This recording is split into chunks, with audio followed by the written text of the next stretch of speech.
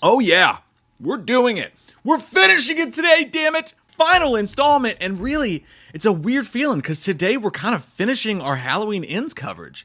This was kind of the last step to get over, and it only took so long because there's so much great stuff in Paul Brad Logan's book that it took us 4 videos to go through. Who knows what'll come up in the future? I can't wait for what happens next with Halloween, but today we finish this book. And by book, I don't mean what I'm pointing at right now. Hey, buddy. So let's go trick-or-treating, let's go fucking drinking, let's all go rent Pumpkinhead on VHS, cause Halloween never ends, Halloween never ends, Halloween never ends, yeah. So starting off where we left off, the first new difference that I noticed was that Allyson and Corey had a way sexier sex scene. There's this whole scene, I mean, sexy depending on what you're into. But right after he gets back and he's all like cut up and bruised up and he's like slamming up her on the wall and like smelling her and shit and being all weird Corey, she sits him down on the couch and she's like touching him. She's like, do you feel that? Does that hurt? Does that hurt? And he's like, no, it doesn't hurt. And it culminates in her like nibbling on his finger and then nibbling on his ear and then on his lip. And then the next thing you know, she's squeezing the bandage in his hand. She's squeezing the cut in his hand. And they're both like kind of erotically getting off on like the blood gushing to the surface. I mean, some really fucked up stuff. And they both had a near orgasmic release as the blood raced up and soaked through their gauze. Meanwhile, Laurie's just watching it all through the window like, damn, I thought I was fucked up. Allyson at one point also tells Corey about the nightmares that she's been having, that she stabs Laurie to death. And then she's like, the scary part's not that, it's that I don't feel anything when I do it. Almost making you go, oh shit, are we headed down a different path to where, is Allyson about to be the dark one? One little flipperoo that happens here is Corey doesn't ask Allyson why Michael let her live. Instead, he asked Laurie that in one of their transactions with each other. He was like, how did you survive when everybody else died? There's an extra scene that happens as well when Laurie goes to visit Joan in the book. You know, the scene where she's like folding his laundry and she's like, he's a nice boy, he doesn't need this nonsense. And she actually puts his underwear out like in front on view for Laurie to see, and she wonders if she did that on purpose. Joan's just fucked in the mind, man. But when Corey walks away from the house, or when Laurie walks away from the house, Corey's staring at her through the window, staring at her wearing the scarecrow mask and just staring at her like Michael as she walks away. And the scene where Corey goes to the Allen's house, where he's just in the movie kind of inexplicably sleeping on top of the blood spot because he's just being a fucking weirdo. Like, just listen to a Cure album and get it out of your system, all right? We don't have to sleep on dead kids' blood. They paint an extra picture of that because he goes to the Allens in a fit of anger and he tears up the attic where everything happened, and he finally does let himself fall off the railing. Whoa, Jeremy, I'm a gentleman made of concrete. Oh yeah. He lets himself fall down and he hits the ground, but he doesn't die. He survives it. And then when the camera shows and he's just laying there, that's actually what happened. There's another scene where Allyson's going through Laurie's things and she comes across these around fifth grade and so on, like birthday cards and stuff like that written to her from Laurie, which makes Laurie seem like an even crazier spaghetti. And she's where these birthday cards where she's like, now don't remember, happy birthday, but by the way, don't you forget, Michael's out there and he's coming to kill you. Just like real, just... And Allyson's like, God damn, I gotta get the fuck out of here. This lady's been crazy since the last time Star Wars was interesting. The infamous fight that is one of the worst parts of the actual movie does take place a little bit differently in this, where Corey runs in and just basically mugs Michael and calls him a little bitch and takes his mask from him. Yeah, in this scene, Corey runs into the sewer. Michael's standing there waiting for him just like in the movie, but he starts screaming at him. He's like, what did you do to me? What did you do to me? Say something. And Michael wraps his hands around Corey's throat and pushed him back, and then Corey fought the hold as he stared into his black eyes, which this time had no power over him. And once he realized that, Corey slammed Michael to the ground and repeatedly banged his head against the concrete floor over and over until Michael's hands let go, and then says to him, and what are you going to do now? And then runs out. So it happens a little bit differently. There's several points in this where they talk about the transfer of power kind of from Michael to Corey. Now, even when we talked to Paul Brad Logan, it wasn't that clear about what was going on in that situation. It just kind of seemed like it unlocked the darkness that was already in Corey, which is kind of what Michael's doing to everybody. But we heard earlier in the book that Loomis said that it was beginning to take him over when he was trying to care for him and stuff like that. And the book really leans into Michael just sort of infecting everybody. Now, the movie touched on it a little bit, but the book gets a little bit more personal with it. Earlier in the book, when Michael looked in Corey's eyes for the first time and kind of in some way either unlocked or gave Corey this darkness, the way this lays out here, it kind of makes it seem like that's why Michael was too weak, because Michael tried to look him in the eyes again, but he'd already given all the darkness juice he had in him to Corey, which rendered Michael pretty much defenseless. Later on in the book, there's something interesting that happens when Michael kind of takes that back, that the movie didn't really explain that clearly, and we'll get to that. It's pretty neat. The Ronald scene goes even fucking harder in the book than it does the movie. The classic scene, maybe the best single frame shot of the entire movie, is Ronald sitting in the garage watching Hard Target on his little computer with that beautiful Jean-Claude Van Damme mullet flowing in the wind. In this, he's actually sitting there, and it paints a better picture that in this one, he's actually sitting there chugging Mountain Dew Code Red, the choice of a new generation, and eating sour cream and onion chips. And I don't know why, but just that little detail just makes me love Ronald more than I already fucking did. That guy doesn't want to deal with his wife. He just wants to sit in the goddamn garage and watch Jean-Claude Van Damme classics and not be fucking bothered, all right? He's all of us inside. Not that I don't want to be bothered by my wife, but if my wife was Joan, I would put my face inside of a lawnmower blade while running, like that scene in Sinister. Bagat! The funny part about that is in that scene in the book, Joan was calling him and screaming at him that he needed to be out looking for Corey. My boy's missing! My boy is missing, and he's with that disgusting tramp. I just know it. And Ronald's like, I'm not gonna look for him. That's the happiest I've ever seen him. I hope, like he says, I hope you find love. Ronald's like, fuck, he's gone. He got away from this crazy bitch. I wish I had the nutsack too. When, Lord? When's it gonna be my time? The book also dedicates a lot more time to the character that Darcy from The Last Drive-In plays. It talks about how when she started working there like 7 years ago, Willie the Kid promised her that he would teach her the ins and out of a radio station and all this, but really she's just been used to be mistreated and sent to get his goddamn Chinese food, and she can't wait to quit. She goes back to her shitty apartment and she cries. And all this extra backstory that makes the character more interesting. It doesn't actually, I was surprised to find out that it doesn't add to the kill very much. All you know is that she looks up at Michael and she sees him standing there and she thinks maybe it's a prank. Then she looks down and sees a bloody crowbar in his hands and she backs away and pleads to him. And then the next thing you know, later on, Corey goes and he kills the DJ pretty much in the exact same way. And on his way out, though, the book notes that Corey passed by Susan's body attached to the wall on the way out, impaled by the wrecking bar. The string of paper ghosts she'd cut out hung above her to create a morbid tableau, an homage to his teacher. I probably said tableau wrong. Chicken cordon bleu. I don't fucking know. All right? Paul Brad Logan already made fun of me for the way I said memoir. And I'm still saying it fucking wrong. I don't care. I'll put the system on trial. But no, it was kind of cool that Corey like did that extra little Halloween, that little touch that Michael does, the arts and crafts Michael does with his victims. I can appreciate that. Another thing that's interesting, in the book, Michael is the one that kills Corey's mom. I guess they had a conversation like, no, it'll be more powerful if Corey does it. But in the book, when Joan dies, she dies pretty much the same way that she does in the deleted scenes. The Halloween ends, but at the end she says, please don't hurt my boy. And in the book it says Michael raised his knife to finish the job, but the light left Joan's eyes. And then he crushed several of her little rabbits with his boot before leaving the home. What a fucking dick. I'd have done the same thing. I think one of my favorite things from this book that we learned so far is that Frank was learning guitar and he learned some Japanese and he also learned Green Day's Basket Case. A neat little thing here that on Halloween night when all this is about to go down, Frank was actually playing the 3 songs that he'd learned at Lindsay's bar. And she became, it said the music like came to him so easily.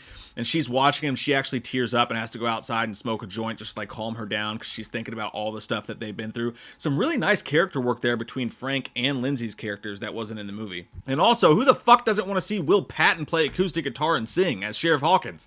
I do. Why did it sound like the mustache ride thing? Who wants a mustache ride? I do. It says that he played Jerry Jeff Walker's Knight Rider's Lament, which I have not heard it, but I'm gonna fucking Google it later. Another brand new scene in the book is that a bunch of 7th graders go to Michael's old home, and that's been bulldozed at this point, and they try to provide a seance to bring back Michael Myers to protect them from bullies. And they're just typical 7th graders, feeling out the world, trying to do some shit they're not supposed to be doing. But while they're doing this, Michael actually shows up, and he's standing exactly in the spot where his sister's bedroom was, and was in the spot where her window was, standing there just watching the kids. The kids notice him and start to freak the fuck out when all of a sudden a couple of police officers show up and they turn around and obviously Michael's gone. So just a really cool Halloween-ish moment. Nothing really happens in that scene. It doesn't go anywhere, but it definitely would have added some Halloween atmosphere and some creepiness to the movie. And again, one more shot of Michael stalking, which the movie desperately fucking needed. Laurie's suicide attempt, the fake suicide attempt, plays out a little bit differently in the book as well. So in this scene, it's taking place exactly like it's taking place in the movie up to this point, but at the point where Laurie walks behind the door, the gun goes off, the pumpkin guts hit the wall, and we're supposed to believe that that's blood or whatever, and then she steps out pointing the gun at him, and in this scene she says, "God, I hate being right," as she cocked the gun. It says Corey stood still for a moment watching her from within the mask, and when he raised his knife in charge, bap bap, Pinky gotta go pee-pee. But watching this made me actually realize that the trailer totally sucked the tension out of that scene, because that was one of the first things the trailer showed us, is him going up the steps, her walking off screen, the door pushing open, and then her standing there holding the gun. So we all knew she wasn't going to kill herself in that scene. Reading it in the book, you realize how much more palpable that moment is, and that was just another case of Universal really dropping the ball when it comes to these trailers, especially when you see what Scream just did with their trailer, giving away nothing. The whole conversation between her and Corey happens differently too. When she shoots him a couple times, he falls off the mantle, she goes down there. She says, "I try so hard to have compassion and find mercy. I could have shot you in the head," and this is basically like the movie, or the heart, but what's the point? And then she says, "It can end here. It doesn't have to go any further." And then when Corey starts to get up and picks up the knife, she takes the gun, she fires it at the wall and empties it. And then she says, "All right, now it's your move. Take the choice," as she drops the gun and kicks it away from her. That scene was confusing in the movie, because it's like, is she trying to frame him by shooting it into the wall? What's going on? These just extra couple words of dialogue really explain where she's coming from. And it all ties back into conversations she was having with Lindsay and things like that, and writing her book and stuff, where she's like, take the choice. Either let the evil of Michael overcome you, or decide to move on and actually live a happy life. Take the choice. And to me, just clearing that one little moment up with just a couple words, it was so easy, and it makes that scene a lot better, because you're not sitting there trying to figure out what the fuck is going on. Is this fucking thing been out the entire fucking... Get out of here, bastard. You bastard. Where were we? She's also repeating to him several times while this fight's going on, "Where did you get this mask? Where did you get this fucking mask?" Because she knows it's Michael's mask, which makes so much sense that she would be doing that. It made me think now, like, why didn't they have that in the movie? Because when she saw that mask, she had to be like, "Oh shit, you know where the fuck Michael is. Where is he? Holy shit tits." She had to know at that point. But here's the scene I was talking about that once again mentions the kind of transference of power between Michael and Corey. It says, as Michael retrieved Corey's knife, Corey shot back to life, blood vomited out of his mouth, ew, as he cowered with terror at the shape above. It says, Michael wrapped his fingers around Corey's neck and gazed into Corey's bleeding eyes. Erotic. That's not part of the book. I just said that. Did James shoot Courtney write this? And then it's gazed into Corey's bleeding eyes, taking back the evil he had passed. Flashes of his bloody violence appeared within the glassy reflection of Corey's horrified eyes. All of it coming back to him, the fear, the blood, the death. This was a scene where Michael became powerful again. As weak as he was in the tunnel, because Corey had his power, Michael takes it back from him before he's like, "Man, you fucking suck at this. Give me that back." It's like when you take the Xbox controller from your kid because they don't know what the fuck they're doing while they're playing Earthworm Jim. And even more hints that Michael's big black fucking eyes are, what you think I was going to say, are doing something to people. When he's fighting with Laurie later on, it says, before Laurie could stop him, Michael had her by the throat, crushing it in his grip, choking the life out of her. Laurie resisted his pull, then she surrendered to his power. Her eyes lost their expression as they began to blacken like his, as she absorbed his darkness. And no, once again, James Jude Courtney, that doesn't mean what you think it means. I wish someone would absorb my darkness, you know what I'm saying?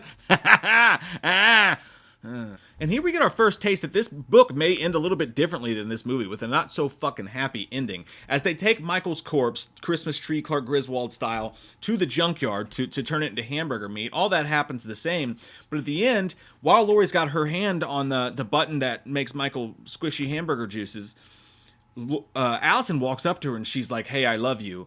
And then Laurie doesn't say anything. She just squeezes the toggler switch tighter. In an extra scene, Allyson goes to the junkyard to finally get her muffler fixed.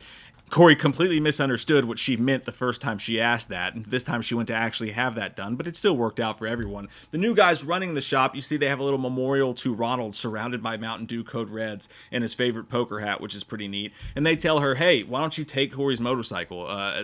Ronald said that was the happiest he'd ever seen the kid when he was with you. You should take it. So she ties it to the back of her car. She leaves Haddonfield the exact same way. But this fucking book ends far differently. Subtly, but different. Far different, yet subtle. The end of it. Lori sits down to write her memoir. And you could tell there's just something dark about her. Something's not fucking right at the Circle K in Lori's brain, right? So she sits down to write the book, and then at the last second, she writes, I've said goodbye to my boogeyman, but the truth is evil doesn't die. It changes shape. Just kind of like we heard in the movie, right? Then she deletes the entire document. There's a knock at the door. It's Frank. We're safe. It's going to happen just like it was in the movie, right? He's got his vegetables. He's talking about going to Japan and fucking cherry blossoms and whatever else. She shuts the door in his face. She goes, thanks, Frank. Appreciate it. Takes the fucking basket. Says, yeah, I hope everything goes great. Shuts the door in his face. And he sees something's wrong with her. He goes and sits in his car and just sits and watches because he fucking knows. He's seen that look before. He sees the darkness in her eyes and he knows something is fucking wrong. We pan back inside the house. And oh yeah, right before Frank knocked on the door, she had gone and picked up Michael's mask. You know how we see it laying there on the table at the end of the movie? In this, right before Frank knocks on the door, she picked it up out of a box and is looking at it, touching it, rubbing it, staring at it. And she sets it on that table and she goes to answer the door with Frank. Ends up shutting the door in his face. Like we said, he's in the car. He knows something's not right. And then finally, the book explains the final shots that we're getting in the end of the movie where like the light's just barely coming into the home. We're showing the different rooms, reminding you of those last shots in the original Halloween where you could hear Michael breathing. He is everywhere. The evil's everywhere. He's gone from the grassy knoll, the living room shot, the bedroom shot, the kitchen. It's doing the same thing here, but Lori's fucking breathing. It's her breath that you hear breathing. It says in every room when you could not see her, Lori could be heard breathing, watching from within the shadows, unseen but felt. Inside Lori's office, his mask rested on a coffee table, waiting for its new shape. Lori was gonna fucking become Michael Myers, but they did it in such a subtle way. Now, we talked about one of the endings that they thought about going with, where Allyson comes back to the house and she's like, hey, by the way, I saw the station was on fire. I know you didn't kill Corey. All's good between us.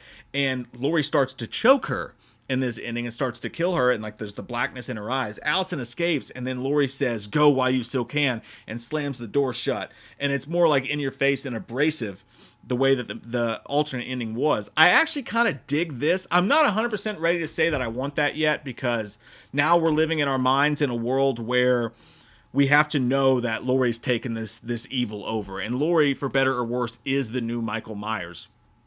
I don't really want to put that seed out there, because that's just not a movie I ever want to fucking see. I am done with the Laurie Strode conversation. Also, the character deserves to have a happy ending, so I appreciate that we did that. And also, I just really don't need another Jamie Lee Curtis run down. I don't need her to become Michael. These are all things I never want someone to do. And had they put that in the movie, someone would have picked that up, I feel like, and ran with it. And I feel like she probably would have come back and done it. That's just my belief. I think that would have definitely left that door open, and that's a door I just really want closed. I want the Halloween franchise to move on to different things. We can't continue the Michael Laurie thing forever, in my opinion. So that's why I wouldn't have gone with this, but it is cool that this exists in the book, and it's kind of strange how eerily similar every one of these scenes are to what we actually saw in the movie. Is that what David Gordon Green was actually hinting at when he showed us that mask? More at 11. Actually, there is no more. This is the end of it. But Paul Brad Logan, man, did an amazing job with this book.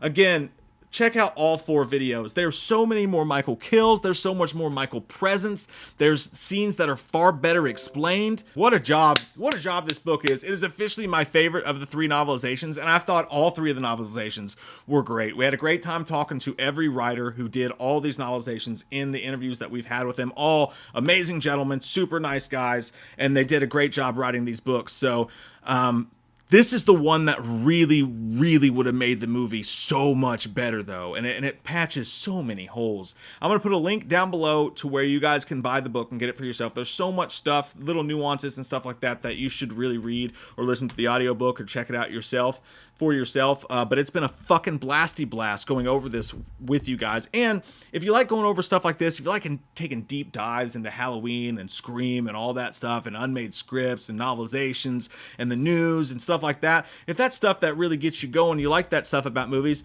please consider subscribing to the channel and clicking the bell so that you're notified when we make these videos, because otherwise YouTube's not very good about putting our content out there, because we say things like fuck, shit, cock, balls, you know? So if this is the kind of thing you enjoy, please consider doing that. We really appreciate it. I'll also really be helpful if you guys click, ow, my elbow, if you guys click like on the video. Apparently that's good for our videos getting out there. Also, I'm gonna need elbow surgery now. Hey, I love your fucking faces, guys. Thank you so much again for taking the time to hang out with me. I hope you guys have an awesome one. We'll see you soon. Halloween never ends, suck my fucking dick, and I don't really care what Blumhouse fucking says. Put him in a box, or suck a fucking cock. You can say he's dead, but we all know he's not, yeah. So let's go trick-or-treating, let's go fucking drinking, let's all go rent Pumpkinhead on VHS, cause Halloween never ends.